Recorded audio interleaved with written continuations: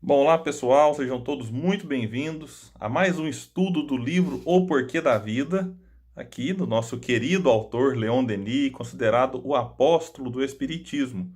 Dando continuidade ainda ao capítulo 6, eu já falei para vocês aqui antes, é um capítulo extenso, é um capítulo com muitas reflexões. Eu acredito que nós ficaremos mais alguns estudos aqui nele. Mas a nossa intenção não é correr com o estudo, mas é tentar extrair ao máximo, já que Leonardo tem tantas obras e a gente não sabe nem se vai dar tempo de retornar nessa encarnação. A gente tem que tentar estudar todas, né? Então, por que não a gente tentar ir devagarzinho, tentando tirar aquilo que a gente consegue, né? Eu, pelo menos, leio, tiro algumas reflexões. Esse livro eu já li várias vezes, é sempre uma oportunidade interessante quando eu me deparo com ele, né, por uma outra vez. E convido vocês a fazerem o mesmo, né? O nosso intuito aqui é despertar a vontade das pessoas de estudarem Leon Denis. Muitos dizem que ele é difícil, que é complicado. A minha intenção, então, é mostrar que dá para estudar, dá para refletir a respeito do que ele escreve. Dá para a gente, principalmente, trazer o que ele escreveu, estudou, para a prática também. Esse é o nosso intuito. Claro que algumas reflexões a gente talvez não consegue fazer isso, né, com alguns conceitos, mas outras eu acredito que sim. E hoje nós estaremos aqui num assunto importante para a gente. Aqui eu já não sei nem se é questão de colocar em prática, mas é de observar aquilo que a gente traz, porque ele vai falar de que, de fato, nós esquecemos o que fomos em outras encarnações, mas algumas coisinhas aí dá para a gente, né, perceber do que a gente trouxe, né, ao reencarnar. Vai dizer, então, Denis. Assim, já que ele vinha falando de esquecimento do passado, pois se deixamos no limiar da vida as mais perigosas recordações, trazemos conosco, pelo menos, os frutos e as consequências de trabalhos efetuados, isto é, uma consciência, um discernimento, um caráter, tais como nós mesmos os formamos.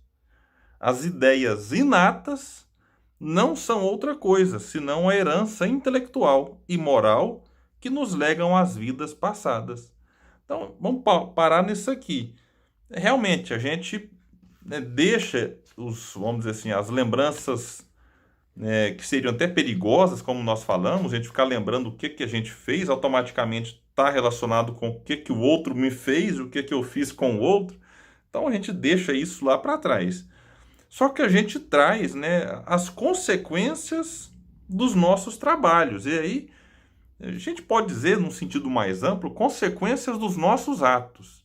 Então eu não me recordo, mas aquilo que eu fiz vai impactar na vida presente, vai impactar, né, até onde eu vou reencarnar.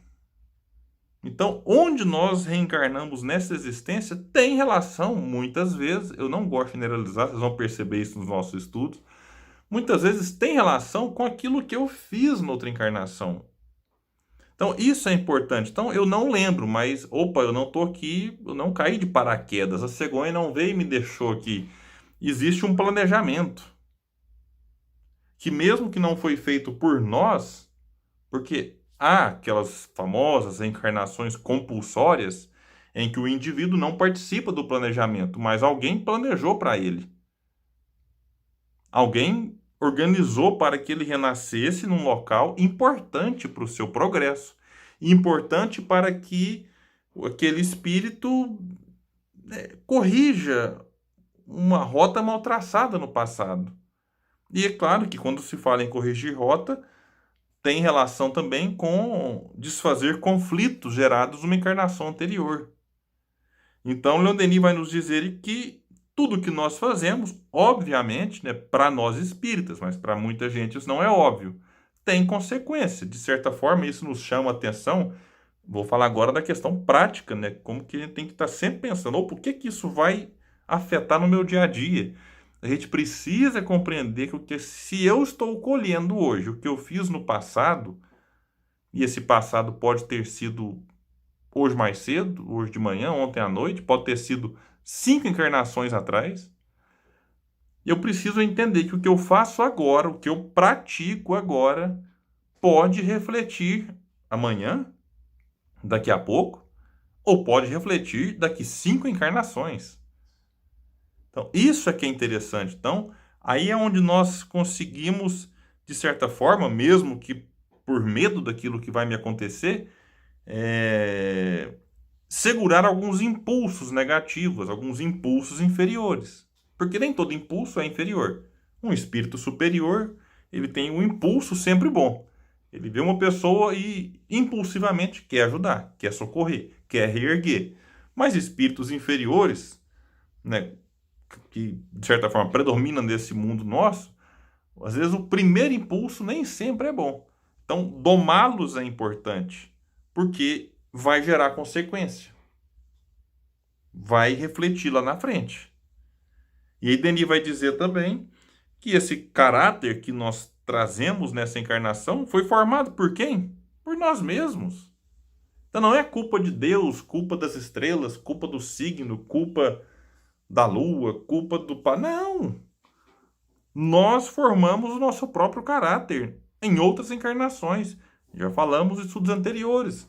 Nós reencarnamos com esquecimento até para dar a possibilidade dos nossos pais, dos educadores, dos responsáveis, dar também a sua contribuição.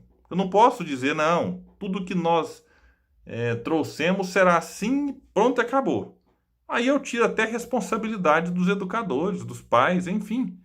Nós somos, de certa forma, moldáveis até um certo ponto.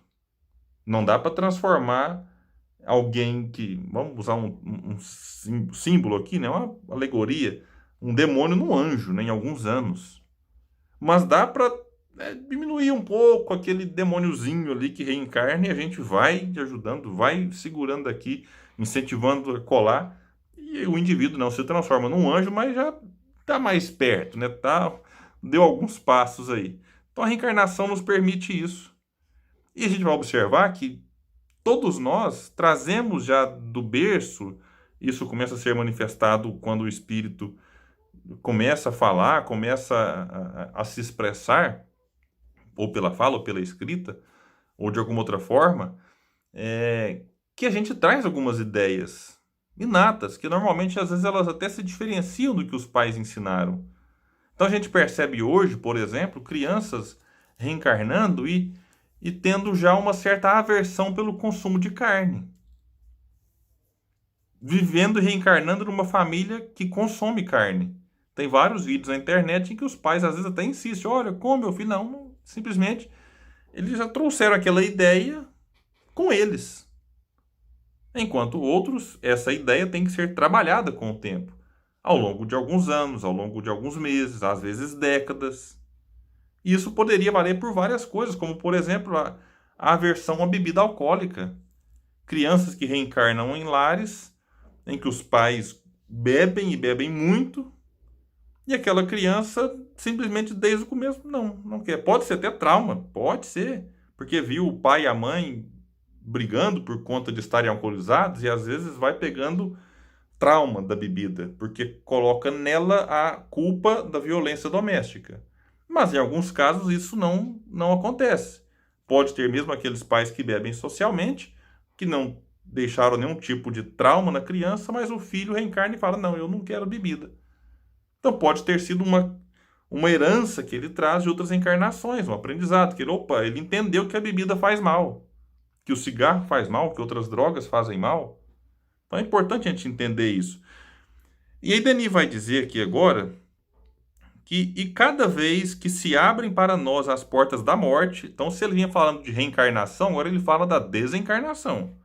Cada vez que se abrem para nós as portas da morte, quando, libertada do jugo material, nossa alma escapa de sua prisão de carne para entrar no império dos espíritos, então o passado reaparece. Então, aquele passado esquecido quando reencarnamos, reaparece quando desencarnamos. Mas ele vai colocar um detalhe importante. Pouco a pouco, diante dela, diante da alma. Uma após outra, na estrada percorrida, ela revê suas existências, as quedas, as paradas, as marchas rápidas. Julga a si mesma, medindo o caminho percorrido. No espetáculo de suas humilhações ou de seus méritos, expostos diante dela, ela encontra seu castigo ou sua recompensa. Um ponto a observar: a gente vai desencarnar e não é assim, desencarnei, lembrei de tudo que eu já fiz, tudo que eu já aprontei, tudo que já aprontaram comigo, os nomes que eu tive. Não, não é assim. Isso vai sendo revelado gradativamente. Não é no estalar de dedos. E o ponto importante é que nesse momento a gente vai fazer o próprio julgamento. Denis chega a dizer numa outra obra que não temos que temer nenhum juiz, nenhum carrasco, porque nós mesmos julgamos os nossos atos. Nós aqui carregamos dentro da própria consciência um tribunal, que de maneira simbólica, nós temos aí Paulo dizendo de juízo final. Então, esse juízo final colocado pelo cristianismo, digamos assim, do catolicismo e do protestantismo, não é que Deus vai julgar, né, como se Deus fosse aquele velho de barba sentado num trono com um cajado na mão e julgando aqui e acolá, e nem Jesus vai voltar. A gente respeita quem pensa nessa ideia. Tá, Jesus vai voltar. Tudo bem, ele pode até voltar, né? Vamos até admitir essa possibilidade, apenas por um exercício de imaginação. Mas ele vai voltar, mas será que é para julgar? Agora nós temos 7 bilhões de encarnados, e até os desencarnados, como é que ficaria isso?